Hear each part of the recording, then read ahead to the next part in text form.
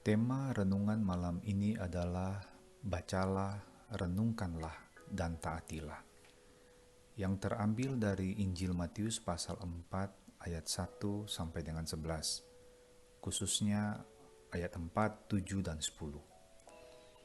Di dalam Matius pasal 4 ayat 1 sampai 11, Matius menceritakan tentang pencobaan yang dilakukan iblis kepada Tuhan Yesus sebanyak 3 kali. Yang pertama, iblis mencobai Tuhan Yesus supaya mengubah batu menjadi roti. Untuk pencobaan ini, jawaban Tuhan Yesus kepada iblis di ayat 4 berbunyi, "Ada tertulis, manusia hidup bukan dari roti saja, tetapi dari setiap firman yang keluar dari mulut Allah." Di dalam pencobaan yang kedua, iblis mencobai Tuhan Yesus supaya menjatuhkan diri dari hubungan bait Allah. Untuk pencobaan ini, jawaban Tuhan Yesus di ayat yang ketujuh berbunyi, Yesus berkata kepadanya, "Ada pula tertulis, janganlah engkau mencobai Tuhan Allahmu." Sedangkan untuk pencobaan yang ketiga, iblis mencobai Tuhan Yesus supaya Tuhan Yesus mau menyembah iblis. Untuk pencobaan ini, jawaban Tuhan Yesus di ayat 10 berbunyi, "Maka berkatalah Yesus kepadanya, Enyalah iblis, sebab ada tertulis, engkau harus menyembah Tuhan Allahmu, dan hanya kepada Dia sajalah engkau berbakti." Ketika menghadapi setiap pencobaan iblis ini, Tuhan Yesus selalu menjawab dengan kalimat, "Ada tertulis." Lalu kemudian Tuhan Yesus mengutip ayat-ayat di Perjanjian Lama.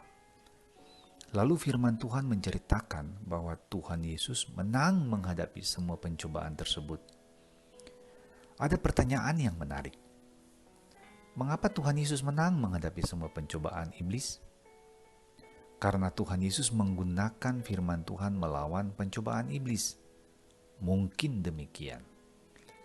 Namun bagaimana kalau Tuhan Yesus menang karena Tuhan Yesus membaca, merenungkan, dan mentaati perintah firman Tuhan?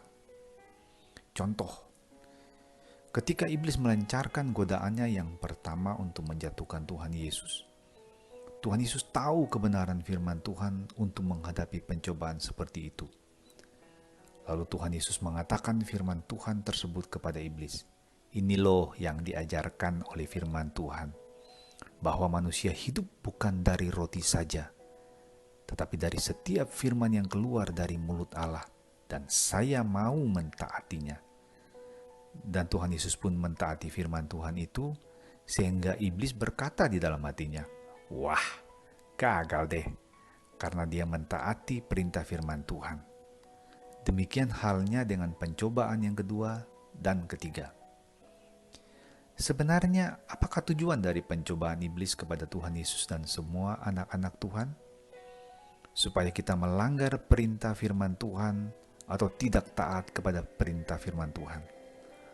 Kalau kita tidak taat, kita akan mengikuti kemauan iblis dan akibatnya kita akan berdosa. Jadi untuk menang melawan pencobaan iblis adalah kita harus mentaati perintah firman Tuhan. Kalau kita taat, iblis akan gagal. Iblis tidak akan tinggal diam. Dia akan terus melancarkan tipuan dan pencobaan yang penuh dengan muslihat untuk menjatuhkan kita. Apalagi di masa-masa yang sulit seperti sekarang ini. Jangan kaget kalau di tengah-tengah pergumulan kita karena keadaan yang sulit, atau pergumulan apapun juga, tiba-tiba ada tawaran jalan pintas yang menarik supaya bisa keluar dari himpitan kesulitan yang sedang kita hadapi. Tetapi jalan keluarnya bertentangan dengan kehendak Allah. Itulah cara iblis untuk mencobai kita. Bagaimana bisa menghadapi pencobaan-pencobaan seperti ini dan menang? Bacalah firman Tuhan setiap hari, renungkan firman Tuhan setiap hari, dan mintalah Roh Kudus menolong kita mentaati firman Tuhan setiap hari. Maka iblis tidak akan bisa menjatuhkan kita. Jadi mulai dari sekarang, sebagai anak-anak Tuhan, luangkan waktu untuk membaca, merenungkan, dan mentaati firman Tuhan setiap hari, supaya kita bisa menang melawan semua pencobaan yang dilancarkan iblis. Bacalah, renungkanlah, dan taatilah perintah firman Tuhan. Maka kita akan bisa mematahkan setiap pencobaan iblis. Akhirnya, salam kemenangan dari Billy Liline. Selamat malam, selamat beristirahat. Tuhan Yesus memberkati kita semua.